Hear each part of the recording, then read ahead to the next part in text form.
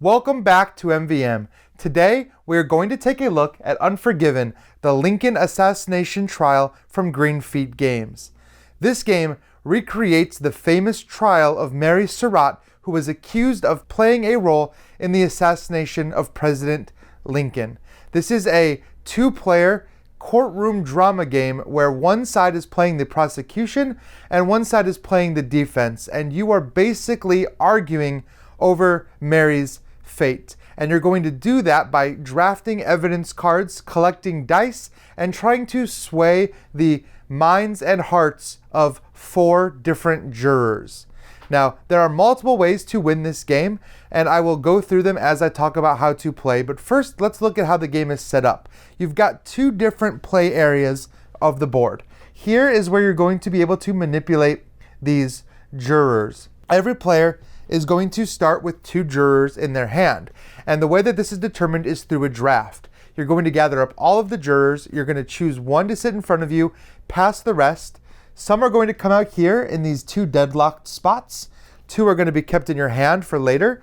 And 3 are going to come out onto the board and attempt to be swayed. The 2 that are already in your hand are already leaning in favor of you. In order to capture these jurors, you only have to pay the cost on the card. You can place that juror out in front of you, and he is now on your side. The jurors in the center are a little more difficult. You're going to have to sway each one of these with a different method. You have emotion, logic, and national patriotism.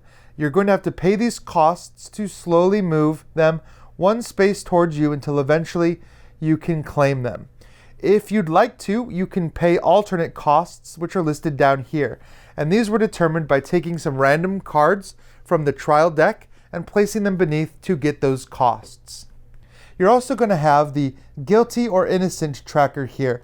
You can prove beyond a shadow of a doubt that your client is either guilty or innocent by getting this tracker all the way to the end. Whenever you pass the 4th spot on either side, you will retrieve your deadlocked juror and it will come into your hand and now be available to be played. Like I said, if you can convince 4 to join your side, then you automatically win. If you can get this token all the way to your side of that tracker, you win as well. So those are 2 ways to win. Now, the dice that you get to draft are going to be preset at the start of the game. The prosecution is going to take 3 dice, roll them, and look at their faces. The defense is going to do the same, but with 2 dice. Each one of these icons represents a different facet of the argument, and you're going to have a cheat sheet in front of you that actually shows you what you can spend each one of these dice actions to do. Sometimes by saving up and having quite a few to turn in at once, you can actually multiply the effects of those dice. Now, each player is going to, in turn order, take one of their dice and place it on one of these squares, knowing that when you draft dice, you're going to draft from the inside out. So wherever you place these dice will be very important because those are the dice you're going to have access to. There is another die here. If your opponent has already taken the juror, but you still come back up to the 0 spot, you're going to get to take this die, roll it, and immediately add it into your collection. In addition, each player is going to start with a number of sway tokens.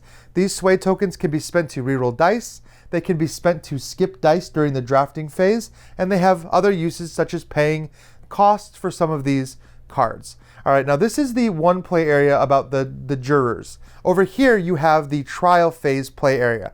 And you're going to see a setup here that is maybe reminiscent of the game 7 Wonders Duel, where you are playing a number of cards out in a specific pattern.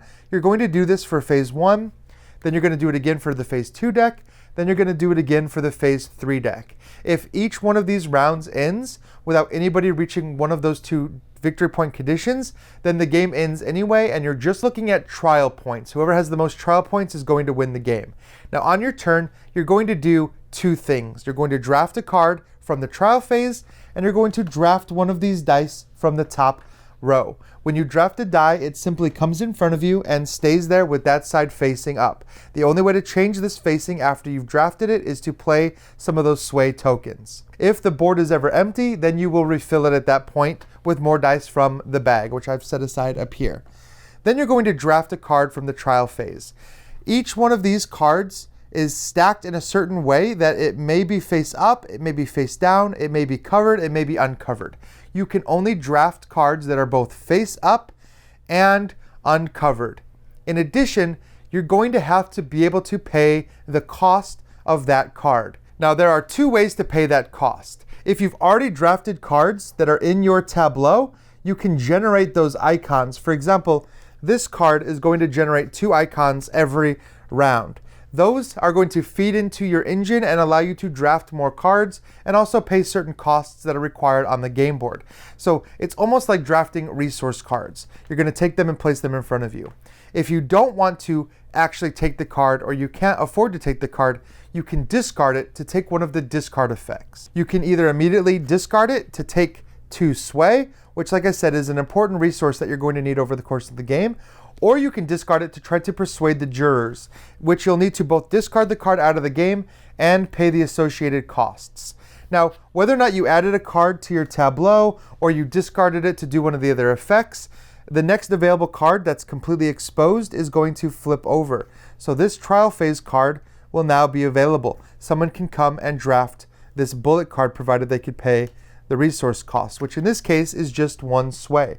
So the opposing player may take that card as well as a die, and then they're going to eventually start revealing more of these cards as you play through. And these cards are a variety of different colors that kind of key into the different effects you could expect to see on those cards. Some of these give you resources, some of them have abilities that are going to be triggered over the course of the game. And of course, these are going to really ramp up from the first to the second to the third phase. And you're going to have a bunch of chances to draft these cards over the course of the game. Now, on your turn as well, you can use dice that are placed in front of you.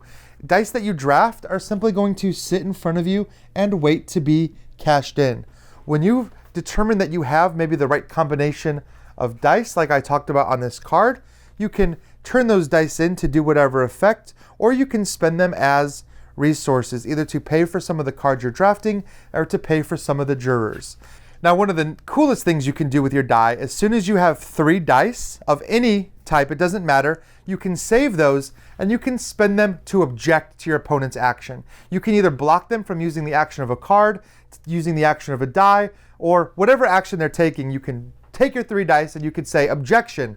You're going to discard all 3 of those dice out of the game back into the bag and lose their abilities, but you did just cancel your opponent's action. So there's definitely some back and forth there. You need to be wary when an opponent has 3 dice. Otherwise, they might be collecting those certain dice to spend them later, because like I said, the more of a certain die you spend together, the higher the multiplier, the better that action is going to be. Now, you're going to go back and forth with these actions, drafting the dice, and you're going to continue still drafting the cards from the trial phase 1. Once this entire pile of phase 1 cards is empty, you're going to deal out the phase 2 cards in the same way, and you're going to continue the gameplay like that, going back and forth, trying to sway these different jurors, moving the reasonable doubt track back and forth, and adding cards to your tableau. If one player does manage to get all 4 jurors out, meaning they've played the 2 from their hand, convinced maybe 2 of these, or gotten one of their deadlock jurors out in play, then they immediately win the game. Also, like I said, if you immediately reach the end of the track, game stops immediately as well. So those are the ways you can win this game. And there may seem like a lot going on, but actually it kind of combines 2 different games that are happening at the same time. And I think it does that to great effect and creates kind of a very interesting look at a historical situation. Ultimately, it is up to you to rewrite history and determine the fate of Mary Surratt in Unforgiven. So thank you for taking a look at this game with me. It is going to Kickstarter, so take a look at the Kickstarter page to see what all of the final components look like, even though this does look pretty close to a production copy. In fact, all the components here are very nice quality. You might notice that I was using a metal token here for the track, but the one that comes with the game might be plastic. You'll have to take a look at their Kickstarter page to see what kind of upgrades they're offering for the game. So thank you very much for following along with me, and as always, thank you for liking, subscribing, and following us here at MVM, and I will see you next time. Hey everyone, if you enjoyed this video, please consider dinging the bell below. That's going to notify you of all the new videos that are uploaded to our channel. Give us a big ol' thumbs up. subscribe, and as always, you consider watching all of our other videos on the channel, one of which is right here to my left.